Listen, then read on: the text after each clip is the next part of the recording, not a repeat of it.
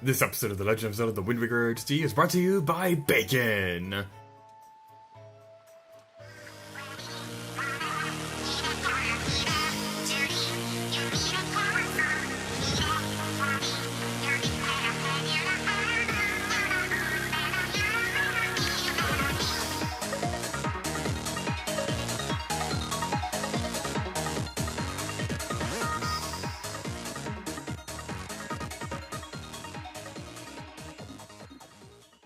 Hello everybody, I'm Zelda here to you, and welcome back to Let's Play The Legend of Zelda The Wind Waker HD. In the previous video, we got some of the treasure chest rewards that I completely forgot to show off before, as well as the ones that we got from the Earth Temple. And in today's video, we're going to be taking care of a couple side quests across the Windfall Island, starting with the Mailbox. Good morning! Let us read here to you, we have one letter. Here is your letter. I'm famous! Somebody's giving me mail! Yo, how you been, man? I gotta tell you, you're really helping me back there with the mail center. I appreciate it. I've been trying real hard ever since then, but my postman skills are still weak. I just can't seem to hit 22 letters. I doubt it'll ever be as good as you, man. So anyway, I've been hearing all kinds of crazy tales about you, and I figured I just had to write a letter to you. It sounds like you're doing some pretty amazing stuff, man. You're great. You're awesome. You're the man. You're great. Awesome. Outstanding. Amazing. You can probably tell that I had no idea what to write, but hey, I figured the least I could do would be to send you a letter of encouragement. So, yay, man, yay! Go, man, go! Never give up, never lose hope. And if I don't make much, I'll be sending you the wages I've earned lately. Just doing my part, hope it helps. I'm really sorry I had to end this COD, but I guess that's the price of fame. Take care, thanks again, boss, from Beto. And we get 20 rupees. Yay, that was fun. But anyway, what we're going to be doing today in today's video is we're going to be switching over to nighttime. It's a three-light night. It's probably too early in the month to sing this song. Well, it might not be for the people who are watching this video, depending on when this episode is actually released, because I can't tell the future. I'm not Sulk. I wish I was Sulk. Sulk is awesome. He's one of my favorite RPG characters ever. But anyway, on a different note, what we're going to be doing today's video is the Windmill. Okay, no, it's not scary. It's actually kind of cool. So what we're going to be doing today is that we need to go into the store. Now, I will be taking care of, at least my current mindset, I will be taking care of the Squid Minigame again, because I had promised that we'd be taking care of this minigame, because there are 2 more rewards that we got. We got one of them earlier, but we're going to be, I'm planning on getting the last 2 later in this video. I probably should have just sewn off all 3 of them at the same time, but at that point in the video, it was already taking about an eternity to actually do stuff. I mean, what do you have to say, buddy? Fine night, isn't it? You know, this thing may look like a windmill, but it's actually a wind-powered Ferris wheel. It used to harness the wind's power to spin in quite a nifty manner. But we rarely get a favorable wind around here anymore, so it doesn't budge. I'm pretty sure it's not broken or anything, though, so if the wind blew in just the right direction again, we just have to hit the power switch out to brake on the back to get it moving. It looks like a southwesterly wind is blowing now. Alright, so, fun fact, I often get confused about this because I usually think to play the Wind Waker around here, and it doesn't do anything.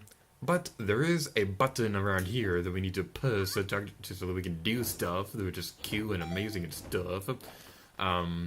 So we have to change the wind direction while on the button. It won't work if you're not pushing the button. I really wish I had known this earlier because I often get confused about this and I often rage at the game like, why is this not working? Curse you, game! Curse you! But yeah, we're gonna be climbing up the thing and there's a button over here. It moved. It moved!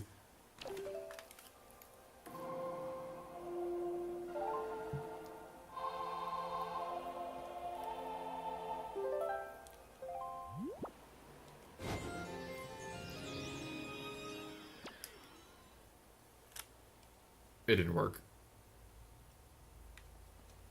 Let's try that again. I can never remember which direction the wind is supposed to be for this. Oh, is it working? Is it actually working? It's working! It's working! It's alive! Yay, it's working! Yeah, I'm gonna be unnecessarily epic, and I'm gonna change the wind direction again so that we can use the deck leaf to jump over there, because I do not feel like going back inside the building to do stuff. I want to be unnecessarily epic. We have items after all, so let's jump! Whee! We can fly! He's flying! He's flying! He's flying high in the sky! That actually sounded pretty decent. Okay. Random singing aside, these ropes need a 3D depth slider. Wow, that looks bad. Yeah, we need to go here. Now, for this to work, you're going to need the fire arrows to do this, so you're going to want to go to the Great Fairy on the Mother and Child Elves for this to work. Something that bothers me is that this looks like something... Wait, what? Check. Pressing the button. Oh, you can read it. Weirder, the flaming arrow. When you appear, the lighthouse signals shall return to light the seas at night. Okay, I was just about to say that this looks like something you can interact with, but I never knew that you could actually read that. Okay, I'm gonna blame the developers for confusing me right there, because you have to be like really close to it for the thing to appear. It's very weird. It's totally not my lack of noticing things. That's totally not it at all. So one thing I gotta say right now is that when I was playing through this area on my first playthrough, this was like one of the first areas where I was like really considering what it would be like to let's play this game. Because when you ever really let's play a game, usually think of that one part where there's usually I have to walk around the entire thing. No, I don't. I can climb across the... Wait, would it be faster to go inside the building or climb the ladder? I'm gonna climb the ladder. I'm too lazy to go inside the building. I'm gonna be unnecessarily epic again.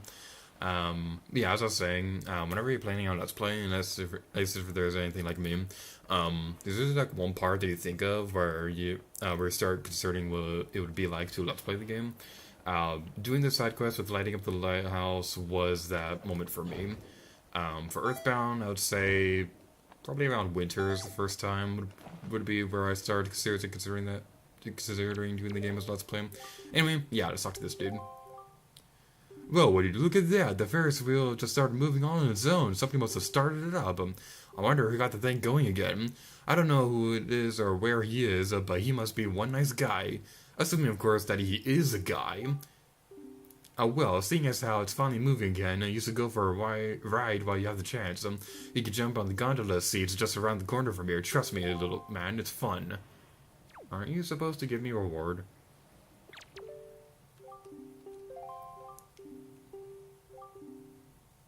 Seeing the brave beam fighting the gloom has made me so happy. I just feel like giving somebody a present. So here, I'm giving this to you, little man. Okay, and we have a piece of hat. That's a close side. Okay. Now Windfall is going to be even more lively than before. Hooray for everything! Yay! It's so exciting! Yay! Woohoo! Yay! Okay, if the Ferris wheel will hurry up. I know Universal's making a theme park for Nintendo things, and I'm not entirely sure if they're actually going to do this for the rides. But it would be awesome if this was one of the rides that they made for the park. Like the Windfall Island Ferris wheel would be so amazing as an actual ride. It would be enough to make a grown man cry. But not this man. Get back in there, Tyr. Okay. I actually said something right now. That movie, Cloudy with a Chance of Meatballs 2. That movie's not that great, but I love that line. I love that line where they're like, it's enough to make a grown man cry. But not this man. Get back in there, Tyr. I just love that line, but I'm not really that big of a fan of that movie.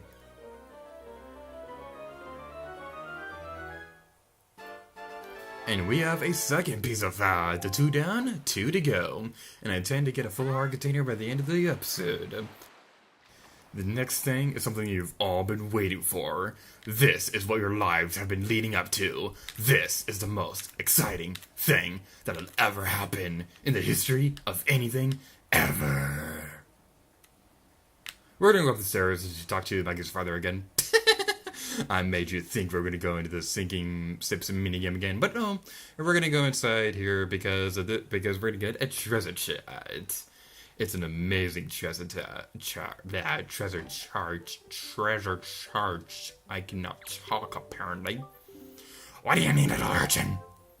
Well, what we need to do is that we need to go into our delivery bag and pull out the skull necklace and give it to this dude. Eh? This is one of the skull necklaces that my daughter Maggie brought back from the Forsaken Fortress.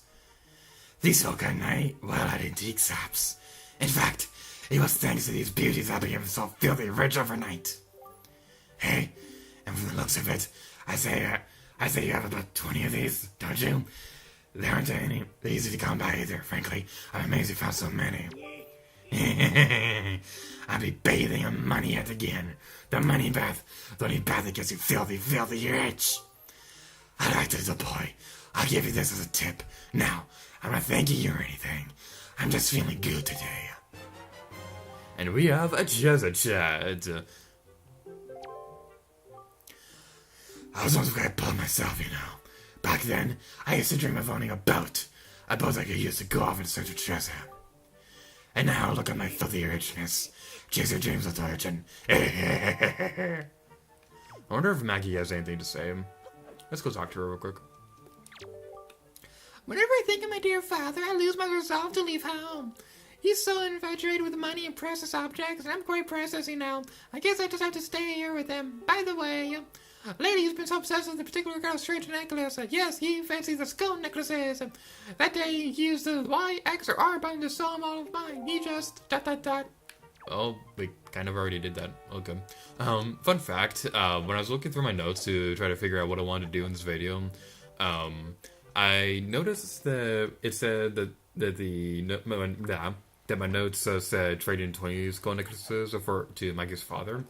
I had 19 before the video started, so I went all the way over to the Earth Temple to go to the first room to fight some moblins, and then I went all the way back over here. Yeah, that was a pretty fun adventure. Anyway, right now we're gonna be going back into the sinking minigame to play this minigame again. Hooray! It's to end. Chair. Now is not the time. Stop it. It's 10 rupees per game for kids. You want to play or what? Yeah, okay then. Welcome to the fleet. I am the great Admiral Dorowski. You looked up for the sole protectors of this island. Admiral, red alert! All hands on deck! Some missiles at schools giant squads are approaching. Also prepare for battle. What? There? I see. The fiends approach. There are 3 kids groups, a large one, a medium one, and a small one. If they allow them to come any closer, the children on the island will be in grave danger. Sacrifice the children! Sacrifice the children to the squid gods! What am I saying? Alright. Excellent so far. Our best sailor has managed to destroy the giant squid using only 20 cannonballs. May you fight as bravely. Alright, so what I'd like to say right now is that while we go through this minigame again, I'm not going to be commentating across the entire thing. Simply just because of the fact that because we already played through this minigame for earlier in the game. First try! First try! Yeah! I did it! Woo! Excellent work, Zelda. Your deeds have successfully protected the peace on the fair island. We are so very proud. The children on the island would like to thank you, Zelda. Thank you, Mr. Sailor. This is our thing to see you up, so it's been passed down to our island for many years, so don't tell the island owner, okay? Here, heart. Please accept this treasure giant. And we get a treasure chest. Oh yeah. Whoa, wait a second. 18? Hey, that's no record, so you get this too. And we get the other treasure chart. Okay. I was so concerned that I would have to play this minigame like a million times to be able to get these treasure charts, and we got both of them in the same run. I am so happy right now. Like, I don't care what happens the rest of the day. The rest of the day could be a total nightmare. But I don't even care what happens the rest of the day. That was awesome. Oh my god, that was so cool. I got it all in the same run. Alright, before we end the video off, well, we can't end the video off because we're going to get some rewards for the treasure charts, but there are a couple things I want to point out about the minigame in terms of getting the rewards. The first time you get the rewards with defeating all three of the squids, you'll get the piece of heart that I got earlier. The second victory with the same rules will get you the treasure chart, and the third one you get for beating the minigame in less than 20 cannonballs. Every time you beat your record, you get an orange ruby, and every time you beat the minigame at all, you'll get a purple ruby, so that's going to be exciting as things. And with that, we're getting this video off here, so next up is the montage for all the treasure chart rewards that we got in this video. So, thank you guys so much for watching this video of The Legend of Zelda The Wind Waker HD. And until next time, to gear to you. Oh yeah!